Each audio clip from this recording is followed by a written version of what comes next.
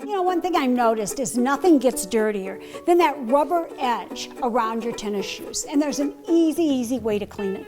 You're gonna simply take a toothbrush, wet it, and then take some toothpaste. And now make sure this isn't your husband's or your wife's toothbrush, please. We're gonna just put some toothpaste on it, and we're gonna work it in all the way around and scrub it in really good. It will whiten and clean this up in a way you will not believe. When you're done, simply take a cloth or a paper towel and start and rinse it off. And you'll want to rinse it off well.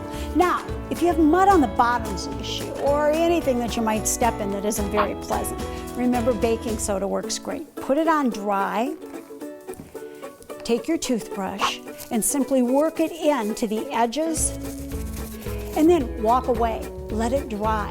When you come back, you can take your brush and brush away mud or anything else that might be on the bottom of those shoes quickly and easily. Make sure you take them outside to do it because we don't want another mess to clean up.